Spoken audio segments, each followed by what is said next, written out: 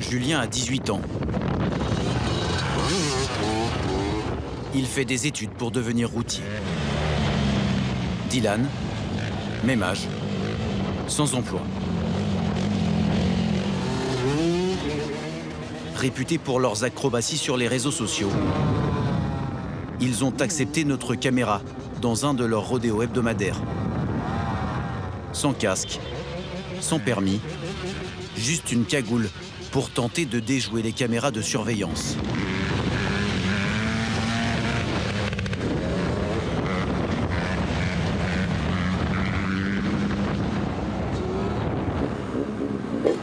Pourquoi tu fais ça? Parce que j'aime trop quand je fais ça, je sais pas, je suis dans cette influence.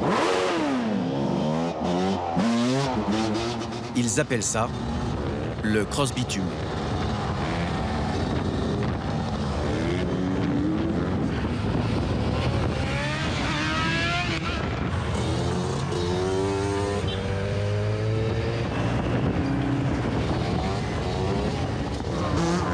Une semaine plus tôt, un jeune Marseillais de 19 ans est mort en percutant un poteau.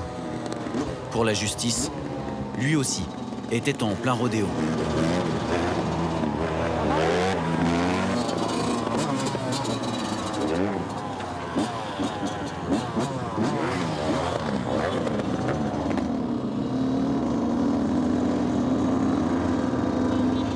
Là, t'as pas peur d'être tombé? Non, c'est relevé, on repart.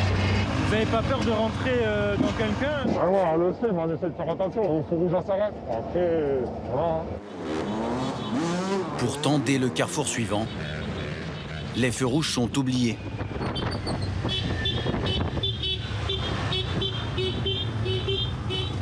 Comme toutes les autres règles du code de la route.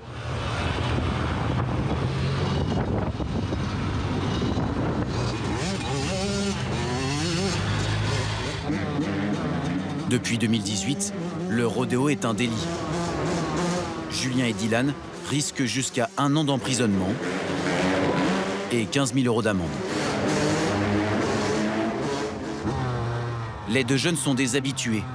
Cela fait 3 ans qu'ils passent leurs étés à parcourir Marseille en motocross. Ils ont déjà chuté, mais aucune blessure ne semble leur faire prendre conscience du danger. J'ai glissé, je me suis dit ça, mais c'est rien, c'est vite fait. Et ouais, c'est le métier qui rentre.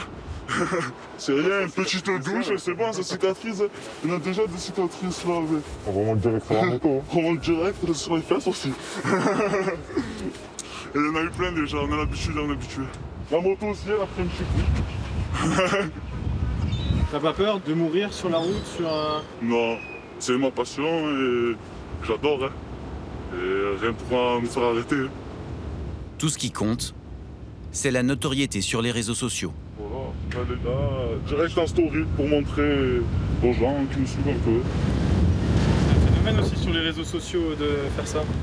Et ouais, après, tu peux vite percer et essayer de faire quelque chose, malgré que c'est mal vu. C'est le cas de Julien. Repéré par des rappeurs marseillais, il a participé à plusieurs clips. Tu le rouge, je le fume, c'est la pure, de la pure, c'est la phrase. De courtes apparitions qui l'ont mené jusqu'à la consécration. Une apparition au concert de la star du rap Jul au stade Vélodrome, devant 60 000 personnes. Un rêve qui ne lui rapporte pour l'instant pas d'argent. Julien, le futur chauffeur routier, vit chez ses parents dans une cité du nord de Marseille. Il va mettre ta voix en... Aujourd'hui, il montre à sa mère Sandra l'un des derniers clips dans lequel il a joué. Ah, mon fils! Pour l'occasion, elle a invité nièces et neveux, passionnés de sport mécanique eux aussi. Toute la famille. Du plus grand au plus petit. De la plus vieille, Ça vient d'où cette passion? on va dire du papa, parce que le papa avait une moto. Du grand-père. Après, mon frère en faisait avec ses amis. Et petits, ils ont commencé à avoir la même passion. Mais devant ces images, cette mère au foyer hésite. Émue de le voir sous les projecteurs, C'est une fierté. C'est bien. mais inquiète lorsqu'il sort sa motocross sur la route. Ils font du cross au milieu de tout le monde. C'est dangereux quand même. Hein, quand on voit ça, c'est dangereux. Vous, ça vous fait peur? Oui. Ah oui. Mon cœur, il s'arrête. Ouais. Elle a raison, c'est normal. Et sur la route, j'ai jamais eu d'accident encore, donc ouais, j'ai pas encore. Non mais c'est pour tes choses. Malgré tous ses efforts, Sandra n'arrive pas à raisonner son fils. Elle aussi est dépassée par un phénomène qui, cet été, a provoqué une impressionnante série d'accidents. En plus du jeune Marseillais décédé il y a 11 jours, un Rennais de 19 ans a perdu la vie sur ce parking en juin, percuté par son meilleur ami. À Pontoise, il y a 3 semaines, 2 enfants sont gravement blessés, renversés par un motard alors qu'ils jouaient en bas de leur immeuble. Jambes fracturées pour le garçon de 11 ans. 1 semaine de coma pour la fillette de 7 ans. Une série noire qui a contraint la police à montrer les muscles. Depuis 2 semaines, chaque commissariat doit mener 3 opérations anti-rodéo par jour. À Pontoise, la mère de Kenya, la fillette renversée, était à quelques mètres au moment du drame. J'ai entendu boum comme ça. Il rentre foncé sur les enfants et Kenya, il parle comme ça et l'autre parti comme ça. Et du coup, je vois, ils s'étaient longés par terre. Et puis, sans bouger, j'ai commencé à crier au secours, au secours, au secours, aidez-moi, aidez-moi. Parce que pour moi, je pensais qu'elle était morte. J'ai pas envie de retourner là-bas parce que ça va être un cauchemar. Et à chaque fois, ça passe dans ma tête. Je peux pas vivre ce genre de choses comme ça. Non, ça va être dur pour moi. Je peux pas. Il faut que je parte de là. Non, il faut que je parte. Kenya est sortie de l'hôpital. Sa mère a trouvé une solution pour se reloger. Après avoir fui, le chauffard de 18 ans s'est finalement rendu au commissariat de la ville. Il a été placé en détention provisoire. Pour l'avocat de la famille, l'accident était prévisible. Il a récolté de nombreuses vidéos tournées avant l'accident pour prouver que le phénomène ne date pas d'hier. Voilà, ça c'est une vidéo dans le quartier de Marcouville, là où réside ma cliente. C'est un cortège de motos, une dizaine de motos, une douzaine de motos là, qui passent, font un bruit assourdissant, pourrissent la vie des riverains. Un autre rodéo aurait lui aussi pu virer au drame. Sa cliente a décidé de porter plainte contre l'État pour inaction. La meilleure preuve qu'il y avait vraiment une inaction, une impuissance, même une démission de l'État, c'est qu'à la suite donc de la prise de parole de ma cliente et de moi-même, on a constaté quoi? On a constaté à Marcouville une présence policière renforcée. Ça a permis d'éviter de nouveaux rodéos urbains. Je sais qu'il y a eu des hélicoptères qui ont survolé les zones dans le Val d'Oise. Et toutes ces mesures-là qui auraient été utiles pour prévenir ce drame n'ont pas été mises en œuvre avant l'accident. Dans le nord de la France, la police du Havre n'a pas attendu les accidents de cet été pour s'attaquer à ce fléau. De mai à septembre, la pleine saison des rodéos, une vingtaine d'hommes est mobilisée chaque week-end. Suivi Edouard Vaillant pour Crioville, un scooter avec un collègue derrière. Ouais, c'est un petit fait monter par 2 individus non testés. Ouais, c'est reçu, on se rapproche. Donc TX210 Alpha, vous vous rapprochez, ainsi que l'équipage BAC.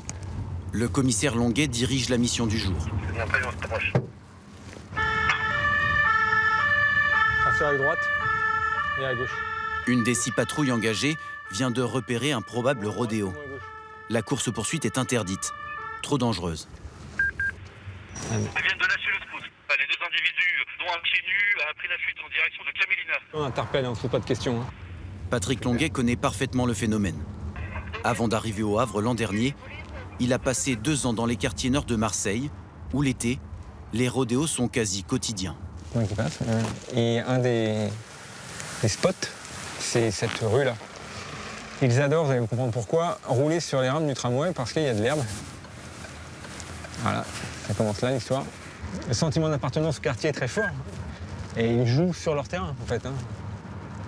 Nous rappelons inconsciemment ou consciemment pour voir que, en gros, c'est leur territoire. Ce qui n'est pas le cas, puisque ça reste d'avant tout le territoire de la République. Un autre équipage vient d'apercevoir le suspect entrer dans l'immeuble d'une cité voisine.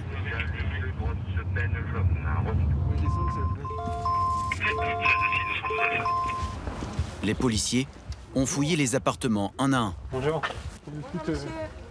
Il est rentré chez un mec comme ça. Et ils sont enfermés chez un mec qui était planqué dans un placard. Dans un placard. Il a mis droite au collègue. Non, mon pas. Le passager ne sera pas retrouvé. Chaussette blanche, ouais, ça c'est lui. Le scooter, récupéré quelques rues plus loin. Allez, tu te mets au milieu. Le scooter ressort volé depuis quelques heures. Donc ils l'ont volé en ville basse et ils font, sur l'extension, ils font des coins avec sur la ville haute. Voilà. Des 2 roues de rodéo, le commissaire en saisit plusieurs par semaine. Ben voilà. Ça ira mieux que le traîner. Dans la descente, ça va être costaud. Hein. Celui-ci n'est pas volé. Il a été abandonné par son conducteur. Posez-le là parce qu'on n'a pas la suite. Donc on peut supposer que le propriétaire, en lâchant le scooter, a arraché la plaque, espérant qu'on ne remonterait pas dessus, sur lui. Bon, ça va pas être compliqué, hein, le numéro de série, il n'y aura pas de difficulté, mais on n'a pas affaire qu'à des intellectuels. Donc voilà. Dans les sous-sols du commissariat, une quarantaine d'autres véhicules saisis depuis le mois de mai. Il y a 15 jours, on fait 3 quads. Celui-ci en plein centre-ville et ces 2-là dans un quartier du Havre. Ça, c'est dimanche dernier. La plupart de ces motocross ne sont pas homologués pour rouler sur la route. Si l'infraction est caractérisée, le juge ordonnera leur destruction. Le cauchemar des motards. Elles valent très cher, hein, ça peut monter à 8 000 à 9 000 €, une moto comme celle-ci. Donc quand ils savent qu'elle va finir en petits morceaux, ça les énerve. Mais c'est la meilleure peine à leur infliger. Et au moins, c'est une moto qu'on ne reverra plus sur la voie publique. Puisqu'elle sera détruite. Exactement, parce qu'en plus, dès le départ, elle n'a rien à y faire. Au Havre, depuis 2018, une cellule spéciale de 4 agents est chargée de retrouver les auteurs de rodéo. Karine Levieux dirige cette unité. Grâce au numéro de série du scooter blanc abandonné la veille, elle a identifié son propriétaire. Police? Y a quelqu'un? Karine le connaît bien. Rodéo urbain, mais aussi vol et trafic de stupéfiants. Les policiers retrouvent l'homme, caché dans son placard.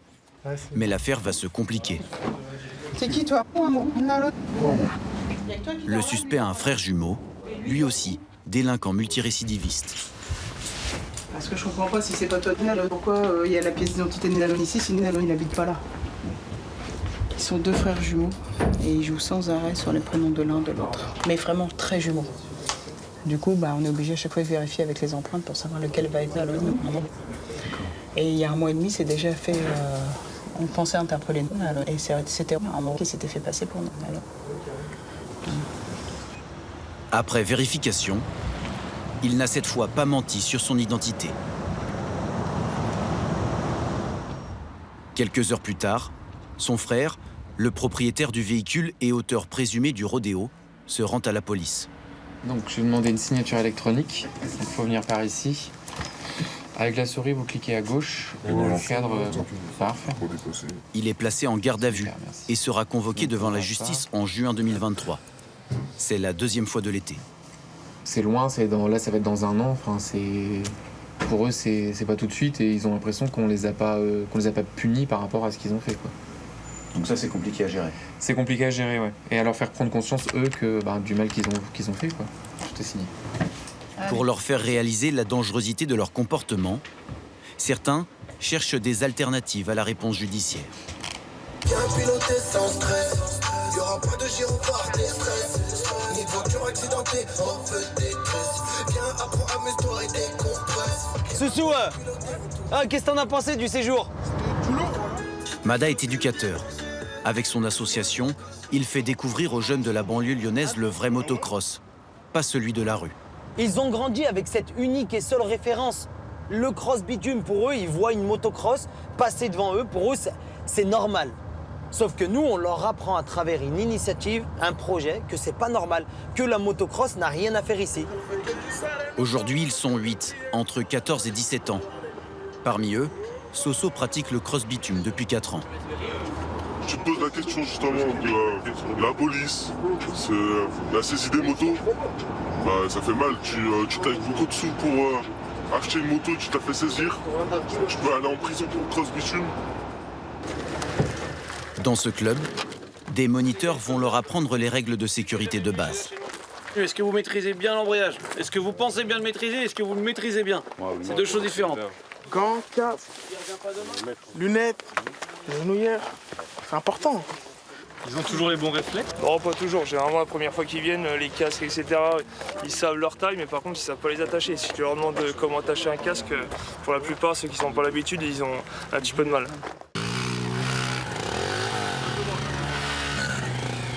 Bien, tu vas doucement. Et c'est parti. De la vitesse, des sauts et beaucoup de poussière. Pendant 1h30, de nouvelles sensations pour essayer de faire oublier celles du quartier. Ils étaient comme ça dans les virages. Hein, je sais faire des bavettes, des roues arrière. Ça sert à rien. Un truc de fou. Tu fais des sauts, des bosses. Je suis excité, j'ai envie d'en refaire. Et tu voudrais arrêter un jour le cross bitume pour juste la motocross? Je pense pas. Le chemin est encore long.